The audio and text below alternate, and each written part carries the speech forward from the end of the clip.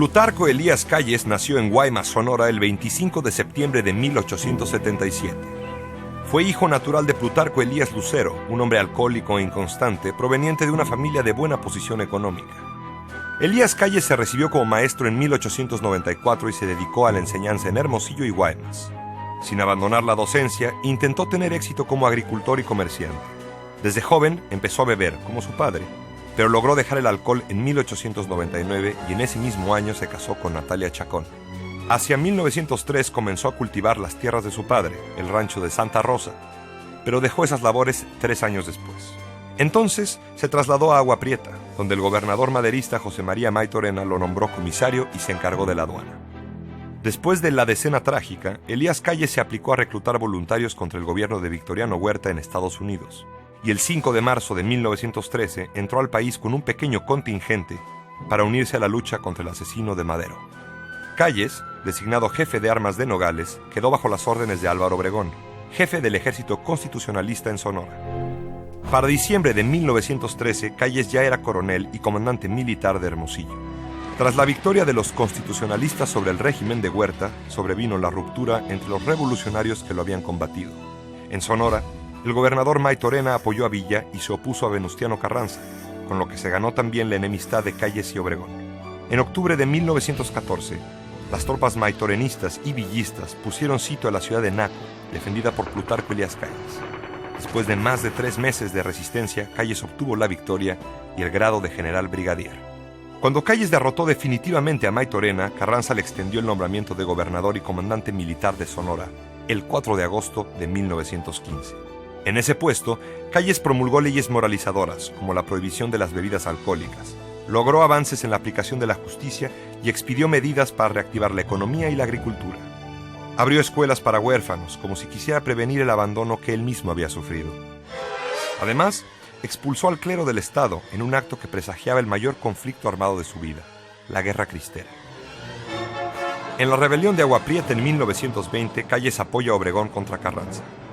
Asesinado este en mayo, los dos sonorenses se convirtieron en las 2 máximas figuras de la revolución.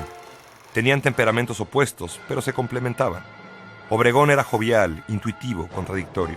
Calles, lo contrario, introvertido, serio, reflexivo, congruente. La historia y la política, más que la simpatía y la amistad, los vinculó. Tras la borrasca de la rebelión de la Huertista, el 1 de diciembre de 1924, Calles tomó posesión como presidente. En su periodo, que abarcó los años de 1924 a 1928, Calles trató de repetir lo que había experimentado en Sonora como gobernador. Quiso modernizar al país y reconstruir sus instituciones. El régimen de Calles racionalizó los presupuestos y mantuvo las inversiones productivas y sociales. Se impulsaron los transportes, terminando el ferrocarril Sud-Pacífico que unía Nogales con Guadalajara. Se inauguró también la carretera México-Puebla, la de Pachuca y después la de Acapulco. Se elaboraron leyes y campañas de salud pública, se exaltó el deporte y, como en Sonora, se declaró la guerra al alcoholismo. Desde el principio de su mandato, Calles no conoció la paz con el clero.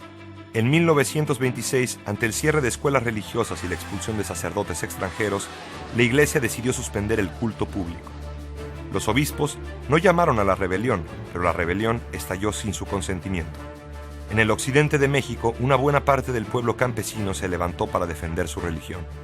Por 3 años, los cristeros practicaron una guerra de guerrillas similar al zapatismo. Con una gran caída en la producción agrícola, 200.000 emigrados y 70.000 muertos, se trató de uno de los conflictos armados más sangrientos y dolorosos de la historia de México. Calles, el reformador norteño, no entendía ni justificaba lo que llamaba fanatismo del viejo México. Al momento de la rebelión cristera asomaba ya un problema más en el horizonte: la sucesión presidencial. En 1926 sonaba la vuelta de Obregón, aunque el lema revolucionario por el que habían peleado era lo opuesto a la reelección. Aunque Álvaro Obregón resultó electo, fue asesinado antes de tomar posesión del cargo. En su último informe, después del asesinato, Calles condenó al reeleccionismo y favoreció la elección de Emilio Portes Gil como presidente interino. Enseguida, el jefe máximo de la revolución, como se empezó a llamar a Plutarco Elías Calles, lanzó su gran proyecto político: la creación del Partido Nacional Revolucionario, antecesor del PRI. En sus primeras elecciones presidenciales, el nuevo partido lanzó como candidato a Pascual Ortiz Rubio, y aplicó por primera vez su tecnología de fraude electoral contra José Vasconcelos, candidato opositor. Al final, en noviembre de 1929, se declaró ganador a Ortiz Rubio, en unas elecciones que con toda probabilidad perdió.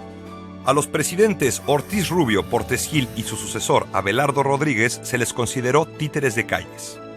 Por eso, a los años que corren entre 1928 y 1934, dominados en realidad por el jefe máximo, se les llamó el Maximato.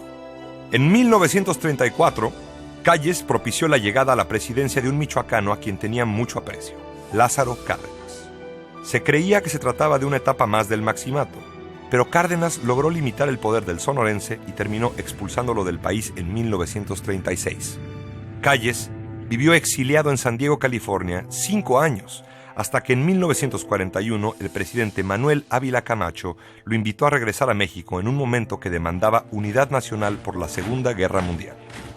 De vuelta a la patria, Calles se retiró de la vida pública. En privado, practicaba religiosamente el espiritismo y 2 semanas antes de fallecer, en 1945, afirmó creer en un ser supremo. Como gobernador y presidente, Calles quiso desterrar la fe e instituir a la razón. Al final, en la hora más oscura, intentó dialogar e interrogar a los muertos.